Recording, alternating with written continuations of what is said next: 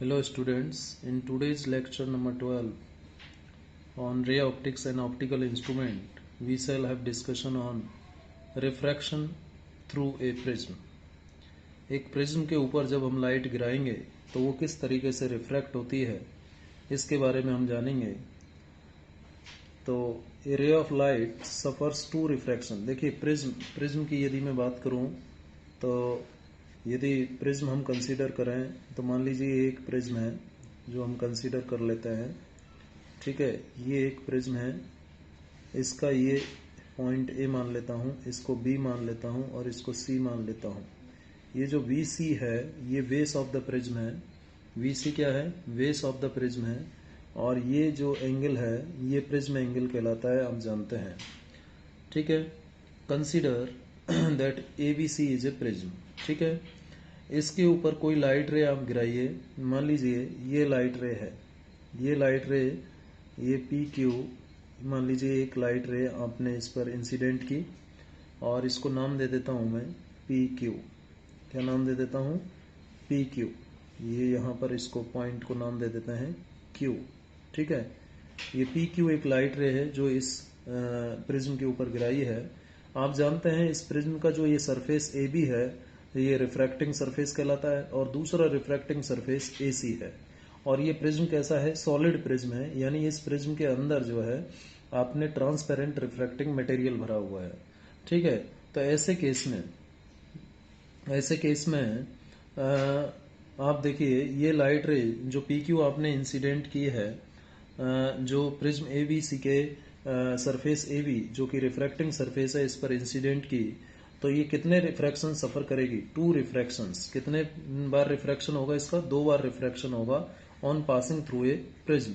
इस प्रिज्म से पास होने पर 2 बार इसका रिफ्रैक्शन होगा। कैसे? एक बार तो यहाँ रिफ्रैक्शन हो जाएगा और एक बार इस सरफेस एसी पर होगा, तो कुल मिला के 2 बार रिफ्रैक्शन होगा। और फाइनली ये जो लाइट रे है जो 2 बार रिफ्रैक्शन होगा ये डेविएट हो जाएगी किसी एक पर्टिकुलर एंगल से, सर्टेन एंगल से, फ्रॉम इट्स ओरिजिनल पाथ। अपने ओरिजिनल पाथ से ये डेविएट हो जाएगी और जो एंगल होगा between initial path of the light and final emergent path of the light, वो एंगल कहलाएगा एंगल ऑफ डेविएशन। और इसी एंगल ऑफ डेविएशन को हम डिराइव करना चाहते हैं। तो इस एंगल ऑफ डेविएशन को डिराइव करने के लिए हमने एक प्रिज्म एबीसी कंसीडर किया है। इस प्रिज्म एबीसी पर इसके सरफेस एबी जो कि रिफ्रैक्टिंग सरफेस है, एक लाइट रे पी क्यू हमने इंसिडेंट किया है। इसे हम क्या कहेंगे? Initial path of the light ray. जो ये इंसिडेंट लाइट है इसे हम इनिशियल पाथ कहेंगे। ये इस तरीके से, ये इनिशियल पाथ, इसको इस तरीके से आगे जाना था लाइट रे को। ये जो मैं डॉटेड पाथ बनाया है ये इसका इनिशियल डायरेक्शन है, क्योंकि लाइट रे ऐसे आ रही थी तो इसको ऐसे जाना था। लेकिन यहाँ एबीसी जो प्रिज्म है यहाँ पर इसको रिफ्रैक्शन एक्सपीरियंस होगा, यानी ये अपने ओरिजिनल पाथ से डेविएट होगी और ओरिजिनल पाथ से डेविएट होकर के इस तरफ बेंड हो जाएगी, इस तरफ बेंड हो जाएगी। ठीक है, प्रिज्म पर जब लाइट गिराते हैं तो वो लाइट हमेशा किस तरफ बेंड होती है? प्रिज्म के बेस की तरफ बेंड होती है, क्योंकि हमेशा लाइट रे रिफ्रैक्शन के बाद उस पोर्शन की तरफ मुड़ेगी जिस पोर्शन का थिकनेस ज्यादा है। तो यहाँ पर आप देख सकते हैं कि जो प्रिज्म का थिकनेस है वो बेस पर ज्यादा है, तो ये लाइट रे ऊपर की तरफ मुड़ने के बजाय, बेंड होने के बजाय नीचे की तरफ बेंड हो गई, क्योंकि नीचे जो है ये जो थिकनेस है प्रिज्म का ये ज्यादा है। ठीक है, जब ज्यादा थिकनेस है तो डेफिनेटली ये बेंड नीचे की तरफ हो जाएगी, क्योंकि पाथ डिफरेंस उसी के अकॉर्डिंग चेंज होगा। पाथ डिफरेंस यहाँ एक नई टर्म मैंने आपको बताई जिसके बारे में हम आगे बात करेंगे। यानी एक ज्यादा थिकनेस के मटेरियल में जब लाइट रे ट्रेवल करती है तो ज्यादा थिकनेस में ट्रेवल करेगी तो उसकी वेलोसिटी बहुत ज्यादा कम हो जाएगी, तो वो अपने ओरिजिनल पाथ से डेविएट हो जाएगी। ठीक है, तो हमेशा लाइट रे प्रिज्म के बेस की तरफ टर्न होती है, ये ध्यान रखिएगा। तो इस तरीके से आपने P Q light ray incident की, ये ओरिजिनल या फिर कह सकते हैं initial path of the light रे है। ठीक है, ये जो इंसिडेंट रे है पी क्यू, ये initial path of the light रे हो गया और ये फर्स्ट रिफ्रैक्टेड रे मिली। ये जो रे है फर्स्ट रिफ्रैक्टेड रे मिली, इसको मैंने क्यू कह दिया और इस पॉइंट को आर कह देता हूं। ठीक है, इसको आर कह देते हैं। अगेन यहाँ पर इसका सेकंड टाइम रिफ्रैक्शन होगा और सेकंड टाइम रिफ्रैक्शन के बाद में ये नीचे की तरफ बेंड हो जाएगी, इस तरीके से बेंड हो जाएगी। ठीक है। और ये कहलाएगी फाइनल इमर्जेंट रे। ये क्या कहलाएगी? फाइनल इमर्जेंट रे। इमर्जेंट रे कहलाएगी ये, जो कि फाइनल पाथ होगा लाइट रे का प्रिज्म से निकलने के बाद। प्रिज्म के ऊपर ये लाइट रे गिराई, इसको कहा आपने इंसिडेंट रे। क्या कहा है इसे? Incident ray. ये इंसिडेंट रे का जो डायरेक्शन है, ये लाइट का क्या है? इनिशियल पाथ है। ये लाइट का क्या है बेटा? इनिशियल पाथ है। और ये जो इमर्जेंट रे है, ये लाइट के फाइनल पाथ को बता रही है। ठीक है। तो फाइनल पाथ का यदि हम डायरेक्शन ड्रॉ करें, तो ये फाइनल पाथ को यदि मैं थोड़ा पीछे की तरफ ड्रॉ करूं, इस तरीके से मैं ड्रॉ करूं, तो देखिए ये फाइनल पाथ हो गया और ये इनिशियल पाथ था। फाइनल और इनिशियल पाथ के बीच ये जो एंगल आएगा, angle between initial and final emergent path of the light ray is represented by D, known as angle of deviation. यानी इनिशियल लाइट रे, जो लाइट रे आपने इंसिडेंट की थी प्रिज्म के ऊपर, प्रिज्म से निकलने के बाद फाइनली कितना एंगल बनाते हुए अपने ओरिजिनल पाथ से डेविएट हो गई, इस एंगल को हम क्या कहते हैं? Angle of deviation. उम्मीद है आपको ये बात समझ में आई होगी। तो जो लिखा है वो यहाँ पर हो रहा है। क्या लिखा था? ए रे ऑफ लाइट सफर्स 2 रिफ्रैक्शंस। तो देखिए 2 बार रिफ्रैक्शन हो रहा है लाइट रे का। एक तो सरफेस AB से हो रहा है यहाँ पर Q पॉइंट पर, और दोबारा जो रिफ्रैक्शन है वो R पॉइंट पर हो रहा है AC सरफेस पर। ठीक है। और ये जो लाइट रे है डेविएट हो जाती है एक पर्टिकुलर एंगल से। इस एंगल को हम क्या कहते हैं? एंगल ऑफ डेविएशन, जो कि किसके बीच का एंगल है? Angle between initial path of light and final emergent path. ये initial path of the light है और ये फाइनल इमर्जेंट पाथ है। इन दोनों के बीच का जो ये एंगल है, ये एंगल ऑफ डेविएशन कहलाता है। क्या कहलाता है? एंगल ऑफ डेविएशन कहलाता है। यहां तक उम्मीद है आपको ये बात समझ में आई होगी। अब देखिए ये लाइट रे यहां से रिफ्रैक्शन के बाद बेस की तरफ क्यों टर्न हो रही है? एक बात तो मैंने आपको बताई कि लाइट रे हमेशा रिफ्रैक्शन के बाद उस पोर्शन की तरफ बेंड होगी जिस तरफ मटेरियल का थिकनेस ज्यादा है, और बेस पर मटेरियल का थिकनेस, प्रिज्म का थिकनेस जो है वो ज्यादा है, तो डेफिनेटली ये नीचे की तरफ बेंड होगी। और वैसे भी यदि हम नॉर्मल का डायरेक्शन देखें, तो इस लाइट रे के लिए, इस इंसिडेंट लाइट PQ के लिए जो नॉर्मल होगा, वो क्या नॉर्मल इस डायरेक्शन में नहीं होगा? बिल्कुल यही होगा नॉर्मल। ये जो डॉटेड लाइन मैंने बनाई है, ये इसका नॉर्मल होगा। किसका? इंसिडेंट लाइट रे का। इस इंसिडेंट लाइट रे का ये नॉर्मल हो गया, ये नॉर्मल हुआ। ठीक है। और नॉर्मल के साथ इस इंसिडेंट लाइट ने जो एंगल बनाया, उसे एंगल ऑफ इंसिडेंस कहते हैं। और जो रिफ्रैक्शन के बाद में रिफ्रैक्टेड रे बन रही है, मिल रही है, इस रिफ्रैक्टेड रे ने इस नॉर्मल के साथ जो एंगल बनाया, उसे एंगल ऑफ रिफ्रैक्शन कहते हैं। और ये क्या हो जाएगा? R1 हो जाएगा। मान लेते हैं कि ये R1 है। ठीक है। अब देखिए दोबारा यहाँ पर रिफ्रैक्शन हो रहा है, तो इस जगह जो एंगल ऑफ जो नॉर्मल होगा, वो नॉर्मल ये होगा। इस जगह देखिए ये नॉर्मल होगा, ये वाला नॉर्मल होगा। ठीक है। इस लाइट रे के लिए, इमर्जेंट लाइट रे के लिए ये वाला नॉर्मल होगा। ठीक है। ये वाला नॉर्मल होगा। तो इस नॉर्मल के साथ ये जो एंगल बनेगा, इसको मैं R2 बोल देता हूं। क्या बोल देता हूं? R2 बोल देता हूं। और इस एंगल को मैं बोल देता हूं क्या? Angle of emergence. यानी इमर्जेंट रे जो नॉर्मल के साथ एंगल बना रही है, वो एंगल ऑफ इमर्जेंस। और आप जानते हैं कि यदि एक हम सेम थिकनेस की ग्लास स्लैब ले लेते हैं, तो I और E बराबर होते हैं सेम थिकनेस की ग्लास स्लैब के लिए। लेकिन यहाँ पर जो थिकनेस है प्रिज्म का, देखिए ऊपर कम है और नीचे ज्यादा है, तो इसलिए I और E का वैल्यू जो है सेम होगा या नहीं होगा, और कब होगा ये हम आगे बात करेंगे कि I और E का वैल्यू कब सेम होगा। इस केस में, प्रिज्म के केस में, ये हम आगे बात करेंगे। ठीक है। तो यहाँ पर ये जो एंगल है, ये एंगल A क्या है? प्रिज्म एंगल है। एंगल A क्या है? प्रिज्म एंगल है। ठीक है। एंगल A क्या है? प्रिज्म एंगल है। अब देखिए जो एंगल, अब इसी डायग्राम से हम एंगल ऑफ डेविएशन डिराइव करेंगे। देखिए यहाँ पर जो एंगल A है, एंगल A का वैल्यू क्या होगा? 60 डिग्री होगा, क्योंकि तीनों एंगल, जब इस टाइप का ट्रायंगल होता है जिसकी तीनों आर्म्स बराबर होती हैं, तो उस केस में तीनों एंगल सेम होते हैं, तो ये 60 डिग्री होगा। यानी प्रिज्म एंगल यहाँ पर कितना होगा? प्रिज्म एंगल A का वैल्यू क्या होगा? 60 डिग्री होगा। जब एंगल A 60 डिग्री होगा, तो QNR क्या होगा? भाई ये जो एंगल होगा, ये Q है, ये R है, और इसको मैं N मान लेता हूं। ठीक है। इसको मैं क्या मान लेता हूं? N मान लेता हूं। और इस पॉइंट को आप मान लीजिए M है। ठीक है। तो QNR जो एंगल होगा, ये जो एंगल होगा दोनों नॉर्मल के बीच का एंगल, ये डेफिनेटली 120 हो जाएगा। क्या हो जाएगा? 120 हो जाएगा। ये जो एंगल होगा 120 हो जाएगा। ठीक है। इसका डबल होगा, ठीक है, इसका डबल होगा। चलिए ये बात हम आगे करेंगे। अब देखिए दो इक्वेशंस यहाँ पर लिखी जाएंगी। कौन से ट्राइंगल से? यदि हम ट्राइंगल की बात करें, देखिए angle A as per above diagram, as per above diagram, देखिए क्या क्या लिखा जा सकता है। एंगल ए यानी ये वाला एंगल, ठीक है, plus angle Q N R. भाई इस प्रिज्म एंगल का ये डबल होता है, तो दोनों का सम क्या हो जाएगा? जब ये 60 है तो क्यू एन आर 120 होगा, तो दोनों का सम क्या आ जाएगा? 180 डिग्री हो जाएगा।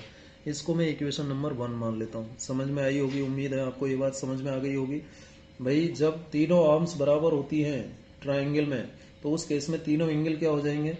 सेम हो जाएंगे, 60 डिग्री 60 डिग्री 60 डिग्री, क्योंकि तीनों एंगल्स का सम 180 होता है। तो एक एंगल, ये प्रिज्म एंगल 60 डिग्री हो गया, और जितना प्रिज्म एंगल होता है उसका डबल होता है ये नॉर्मल के बीच बनने वाला एंगल। ये जो एक नॉर्मल है और ये जो दूसरा नॉर्मल है, इनके बीच में ये जो एंगल है क्यू एन आर, ये एंगल क्या होगा? 120 होगा। तो angle A plus angle Q N R क्या आ जाएगा? 180 डिग्री आ जाएगा, ठीक है। और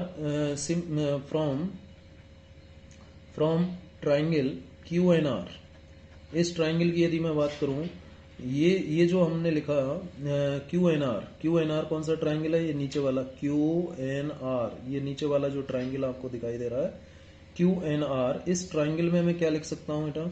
इसमें लिख सकता हूं angle R1 plus angle R2 plus angle Q N R. इनका सम भी क्या होगा? 180 होगा, क्योंकि ये भी एक ट्राइंगल है। ये भी क्या है? एक ट्राइंगल है। जो क्यू एन आर है ये भी एक ट्राइंगल है, तो इस एंगल का, इस एंगल का और इस एंगल का सम क्या होगा? 180 डिग्री होगा। इसको इक्वेशन नंबर 2 मान लेता हूं।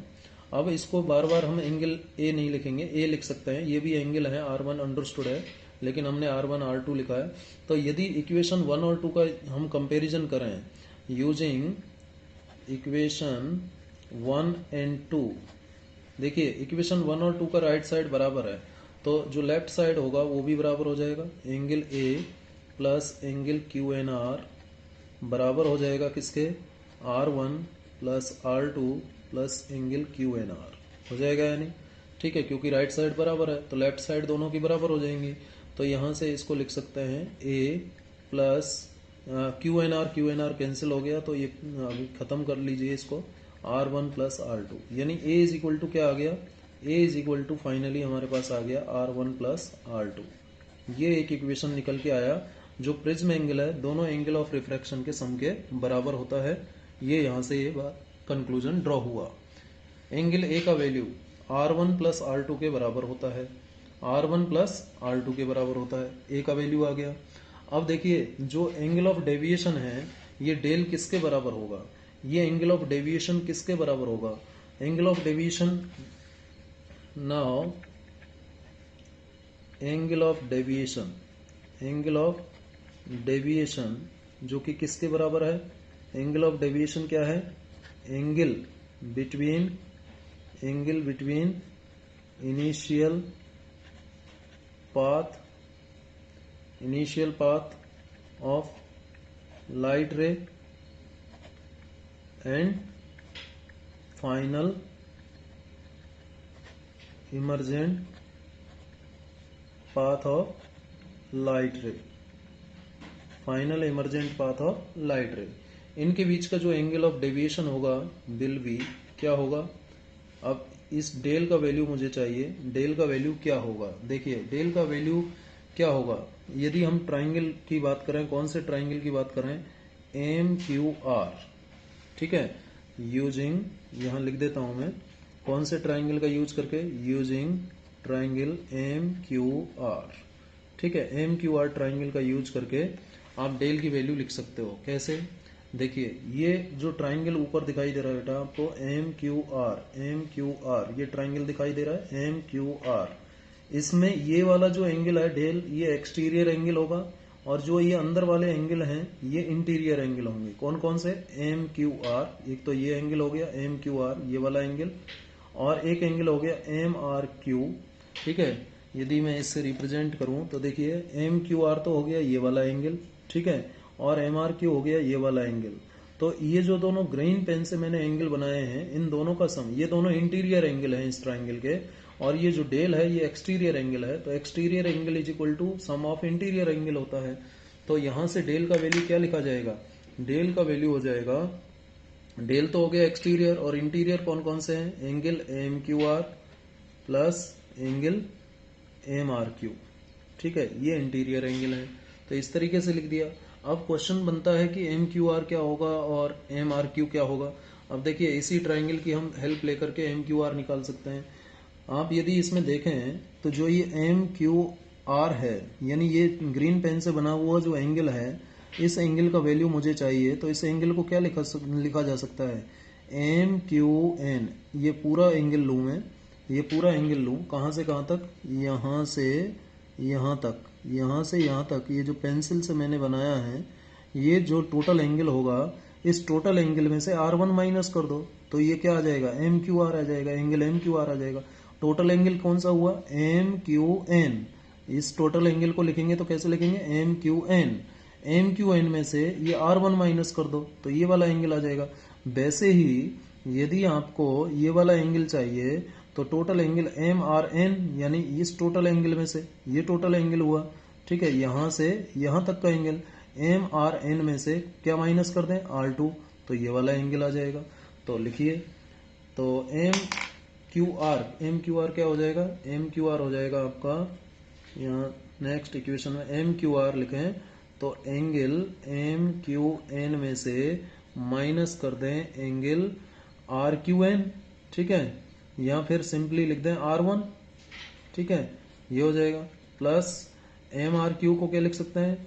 इसको लिख सकते हैं एंगल एम आर एन, इसमें से माइनस कर दें R2 को, एंगल R2। ठीक है, एंगल R2। ठीक है, ये लिखा जा सकता है। अब यहाँ पर और इसको सॉल्व करें तो del is equal to M Q N. M Q N क्या होगा? एम क्यू एन क्या होगा? अब देखिए, एम क्यू एन क्या होगा, जरा यहाँ पे देख लें। ये जो टोटल एंगल है, क्या इस टोटल एंगल के बराबर नहीं होगा? यानी ये दोनों वर्टिकली अपोजिट एंगल होंगे, यानी ये वाला एंगल भी तो आई होगा। यदि ये आई है तो ये वाला आई होगा, और देखिए ये वाला ई है तो ये टोटल एंगल भी ई होगा। यानी angle M R N, angle M R N किसके बराबर होगा? ई के बराबर होगा। और angle M Q N, angle M Q N किसके बराबर होगा? आई के बराबर होगा। होगा या नहीं? तो ये रख दीजिए, एम क्यू एन की जगह तो आई रख दीजिए। तो एम क्यू एन की जगह आई रखा, ये लीजिए। माइनस एंगल R1 है तो R1 लिख दिया इसको सिंपली। अंडरस्टूड है कि ये सब एंगल है, एंगल लगाने की जरूरत नहीं है बार बार। एम आर एन क्या है? एम आर एन आपका ई हो गया। ठीक है, माइनस R2 हो गया, इस तरीके से लिख दिया। और सॉल्व करें इसको तो देखो, आई और ई को एक साथ लिख लो, आई प्लस ई, और माइनस R1 प्लस R2, ऐसे लिखा जा सकता है इस इक्वेशन को। ठीक है, ये इक्वेशन नंबर 4 मान लो। इंपॉर्टेंट रिलेशन है, इसको ध्यान रखिएगा। अभी हमने फाइनल रिलेशन नहीं निकाला है डेल का, लेकिन ये रिलेशन भी इंपॉर्टेंट रिलेशन है, ये भी आपको ध्यान रखना होगा। Del is equal to I plus E minus R1 plus R2, कई जगह हमें इसको सीधे डायरेक्ट यूज करना होगा। ठीक है, तो ये ध्यान रखिएगा। अब देखिए, R1 प्लस R2 का वैल्यू ऑलरेडी हमने इक्वेशन 3 में निकाला हुआ है, ए। तो यूजिंग इक्वेशन 3, इक्वेशन 4 को क्या लिखा जाएगा? देखिए आगे, using equation 3, using equation 3,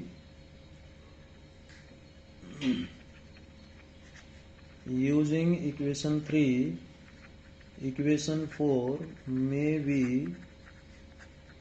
rewritten as, क्या लिखा जाएगा? इक्वेशन 4 को लिखें तो del is equal to I plus E, तो एज इट इज रहेगा, माइनस R1 प्लस R2 की जगह क्या आ जाएगा? ए आ जाएगा। या फिर आप सिंपली इसको ऐसे भी लिख सकते हो, आई प्लस ई माइनस ए लिखा जाएगा। ठीक है या नहीं? ये एक इक्वेशन आ गई। इसको इक्वेशन नंबर 5 में बोल देता हूँ। क्या बोल देता हूँ? 5, इक्वेशन नंबर 5 बोल देता हूँ। ठीक है, अब देखिए, अब हम स्नेल्स लॉ का यूज करेंगे। किसका यूज करेंगे? स्नेल्स लॉ का यूज करेंगे, और स्नेल्स लॉ का यूज करके आई और ई की वैल्यू निकाल लेंगे। नाउ यूजिंग स्नेल्स लॉ, कहाँ पर स्नेल्स लॉ यूज करूं? पहले तो पॉइंट Q पर और फिर पॉइंट R पर। At point Q. अब देखिए डायग्राम में चलते हैं वापस से। ये है पॉइंट क्यू, यहाँ पर स्नेल्स लॉ लगाएं तो ये बाहर मीडियम कौन सा है, एयर है। एयर का रिफ्रैक्टिव इंडेक्स कितना, μ1, और अंदर कौन सा मीडियम है, ग्लास। रिफ्रैक्टिव इंडेक्स कितना, μ2। तो बाहर क्या होगा यहाँ पर Snell's law, μ1 into sine I is equal to μ2 into, यहाँ एंगल कौन सा बन रहा है, R1। ये वाला एंगल ही लेंगे ना, रिफ्रैक्शन, एंगल ऑफ रिफ्रैक्शन। तो μ1 into sine I is equal to μ2 into sine R1। ठीक है, ये क्यू पर लिख सकते हैं स्नेल्स लॉ से। तो क्या लिखा जाएगा, μ1 into sine I is equal to μ2 into sine R2। ठीक है, ये लिखा जा सकता है। क्या लिखा जा सकता है, ये लिखा जा सकता है। अब since μ1 is the refractive index of air which is 1, क्या है वो, 1 है। और μ2 क्या है, रिफ्रैक्टिव इंडेक्स ऑफ ग्लास है। किसका रिफ्रैक्टिव इंडेक्स है, ग्लास का रिफ्रैक्टिव इंडेक्स है। और इसको मैं म्यू मान लेता हूँ। वैसे ग्लास का रिफ्रैक्टिव इंडेक्स भी आप जानते हो 1.5 होता है, लेकिन इसको हम म्यू लिख लेते हैं। तो ये इक्वेशन क्या लिखी जाएगी, तो ये इक्वेशन जो हो जाएगी, μ1 की जगह तो 1 लिखें तो साइन आई बराबर आ जाएगा किसके, μ2 की जगह म्यू लिखेंगे और साइन R2 ये आ जाएगा। अब since I and R2 both are small, दोनों ही स्मॉल हैं, इसलिए साइन आई को क्या लिखा जाएगा, आई लिखा जाएगा। भाई साइन थीटा में जब थीटा स्मॉल होता है तो साइन थीटा थीटा लिखा जाता है। तो वैसे ही साइन आई में जब आई स्मॉल है तो साइन आई को आई लिखा जाएगा is equal to mu. Sine R2 में जब R2 स्मॉल है तो क्या लिखा जाएगा, R2 लिखा जाएगा। तो I is equal to mu into R2 आ गया। आई इज इक्वल टू क्या आ गया, म्यू, ये R1 है, सॉरी बेटा, ये R1 है ना, Q पर तो R1 बन रहा है ना, ये देखिए R1 बन रहा है। ठीक है, तो R2 नहीं, R1 लिखेंगे इसको, तो ये R1 आ जाएगा। तो ये म्यू इंटू R1 आ गया। आई की वैल्यू क्या आ गई, म्यू इंटू R1 आ गई। इसको इक्वेशन नंबर 6 मान लीजिए आप। ठीक है, similarly using Snell's law at point R। अब पॉइंट R पर यूज कीजिए स्नेल्स लॉ को, ये है पॉइंट R। अब पॉइंट R पर यूज करोगे तो अंदर का रिफ्रैक्टिव इंडेक्स कितना, μ2 इंटू साइन R2 बराबर होगा, यहाँ पर कितना है, μ1, एयर है ना यहाँ, μ1 इंटू साइन ई, यही तो होगा, μ2 into sine R2 is equal to μ1 into sine E. तो μ2 into sine R2 is equal to μ1 into sine E. अब μ2 को क्या माना है हमने, μ2 को म्यू मान लिया है, साइन R2, ठीक है, इज इक्वल टू μ1 को क्या माना है हमने, 1 माना है, और इंटू साइन ई आ जाएगा। अब since E and R2 both are small, दोनों स्मॉल हैं, तो साइन R2 को क्या लिखा जाएगा, R2 लिखा जाएगा, और साइन ई को क्या लिखा जाएगा, ई लिखा जाएगा। तो यहाँ से ई का वैल्यू क्या आ गया, ई का वैल्यू आ गया म्यू इंटू R2। ई का वैल्यू क्या आ गया, म्यू इंटू R2। इक्वेशन 7 हो गई। अब आई और वी का वैल्यू 6 और 7 से, ठीक है।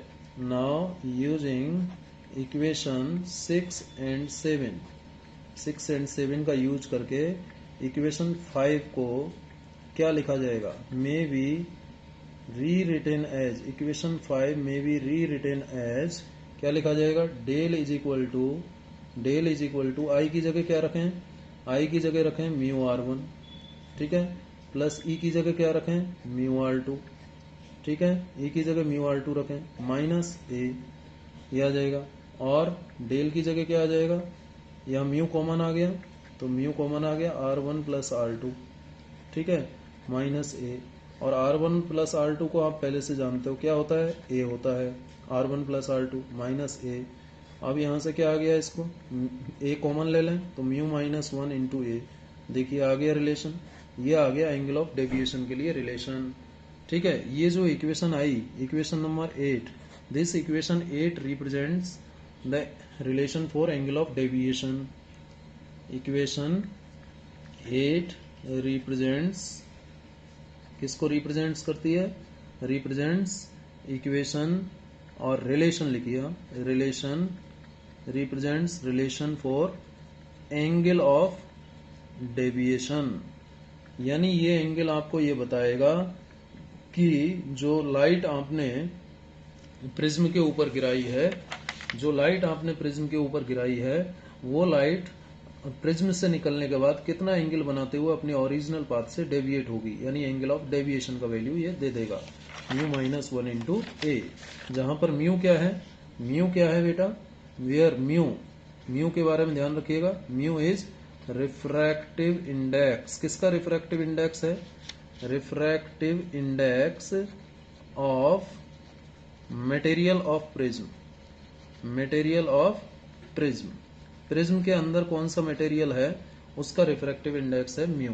ठीक है, प्रिज्म के अंदर ग्लास है तो ग्लास का रिफ्रैक्टिव इंडेक्स आ जाएगा, प्रिज्म के अंदर वाटर है तो वाटर का रिफ्रैक्टिव इंडेक्स आ जाएगा, प्रिज्म के अंदर केरोसिन है तो उसका रिफ्रैक्टिव इंडेक्स आ जाएगा, प्रिज्म के अंदर टर्पेंटाइन ऑयल है तो उसका रिफ्रैक्टिव इंडेक्स आ जाएगा। जैसा मीडियम प्रिज्म के अंदर होगा उसका रिफ्रैक्टिव इंडेक्स म्यू है। और ए क्या है? प्रिज्म एंगल है। ए क्या है? प्रिज्म एंगल है। ठीक है, प्रिज्म एंगल। ठीक है, और ये डेल क्या है? Angle of deviation. ध्यान रखिए ये एंगल ऑफ डेविएशन है, मिनिमम डेविएशन नहीं है, ये एंगल ऑफ डेविएशन है। ठीक है, चलिए अब हम बात कर लेते हैं प्रिज्म फार्मूला। एक होता है प्रिज्म फार्मूला, तो प्रिज्म फार्मूला को डिराइव कर लेते हैं। कई बार एग्जाम में पूछ लेता है कि derive prism formula for a prism. ठीक है, प्रिज्म फार्मूला डिराइव करने के लिए आप जब देखिए स्कूल में आओगे तो ये एक्सपेरिमेंट भी करोगे।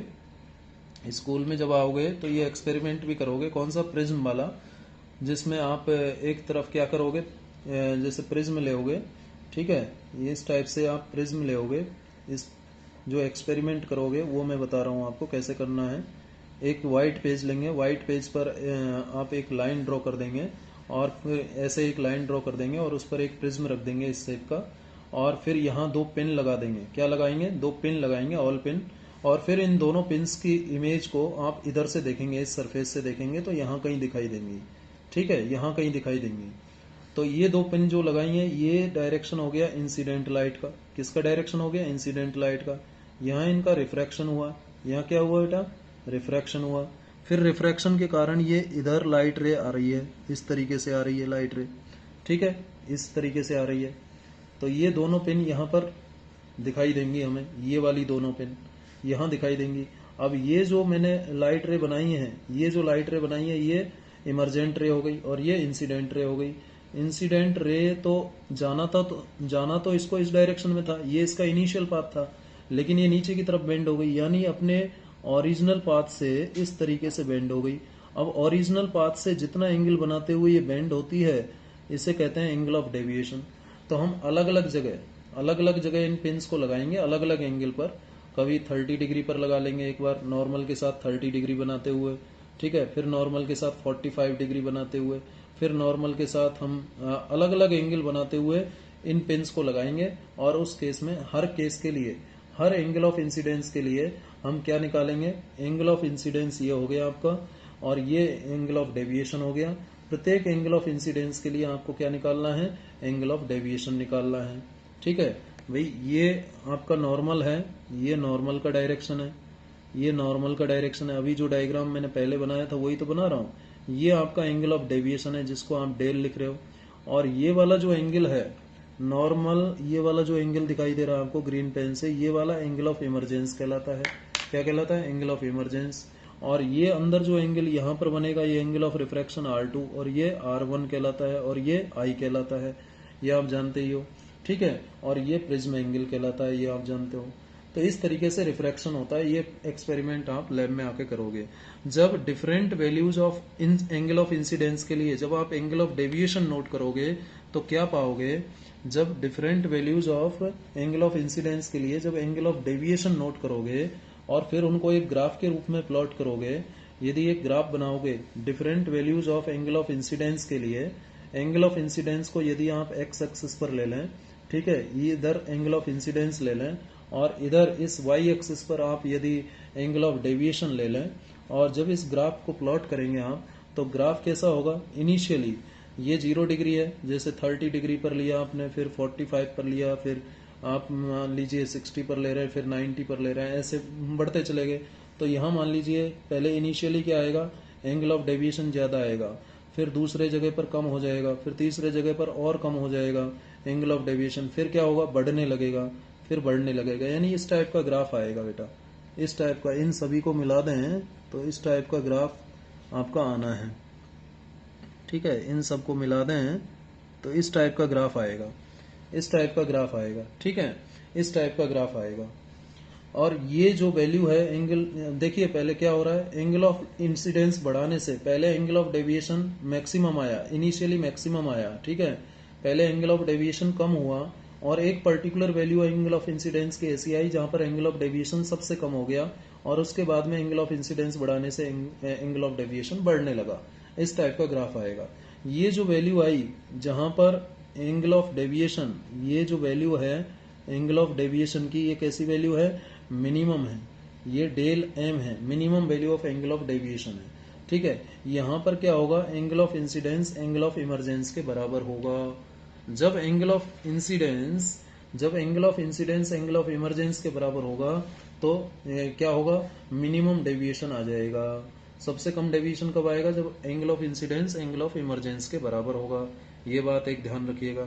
ठीक है, तो एट मिनिमम डेविएशन, यदि हम बात करें एट मिनिमम डेविएशन, ये ग्राफ और ये एक्सपेरिमेंट आप सब करोगे लैब में।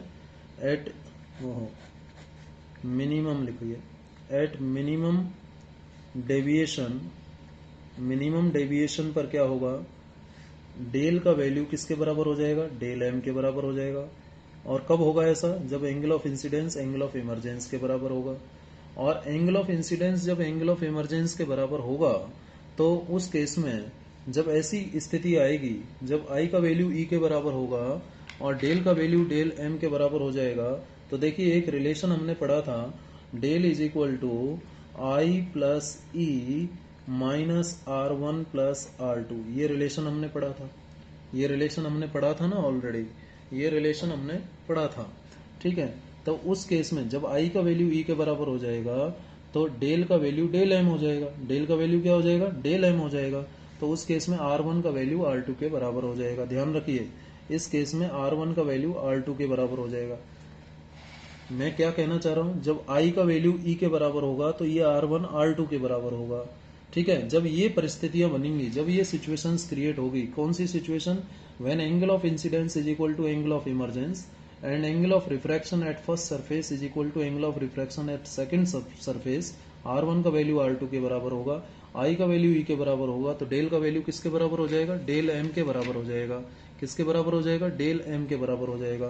तो एक रिलेशन तो ये है, और एक रिलेशन आप देखिए ये पढ़ा था हमने एंगल ऑफ प्रिज्म का।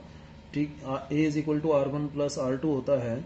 अब R1 R2 दोनों बराबर हैं, मान लेता हूं कि ये दोनों R के बराबर हैं। जब R1 R2 दोनों बराबर हैं, मान लेता हूं कि इनकी वैल्यू जो है R के बराबर है, तो A की वैल्यू किसके बराबर आ गई, 2R के बराबर आ गई। और यहां से R की वैल्यू क्या आ जाएगी, A/2 आ जाएगा, A/2 आ जाएगा। एक बात ये हो गई, R की वैल्यू निकल के आ गई यहां से। ठीक है, अब यहाँ पर जब डेल का वैल्यू डेल एम होगा तो आई का वैल्यू ई के बराबर होगा, यानी आई प्लस आई कर दूंगा मैं, ई की जगह भी आई रख दूंगा तो 2i आ जाएगा। और ये क्या होगा, ये हो जाएगा आपका r प्लस आर हो जाएगा। क्या हो जाएगा, r प्लस आर, 2r हो जाएगा। अब ये 2r जो होगा, ये 2r क्या होगा, a के बराबर होगा। तो यहाँ पर रखें तो 2i माइनस a हो जाएगा और ये डेल एम हो जाएगा। अब यहाँ से आप 2i का वैल्यू निकालो तो क्या आ जाएगा, a प्लस डेल एम आ जाएगा। और i का वैल्यू क्या आ जाएगा यहाँ से, a plus del M upon 2 आ जाएगा। ये i का वैल्यू आ जाएगा। और r का वैल्यू ये निकाल लिया, i का वैल्यू आ गया, r का वैल्यू आ गया।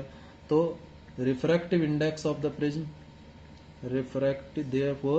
Refractive index of material of prism ये आपको चाहिए।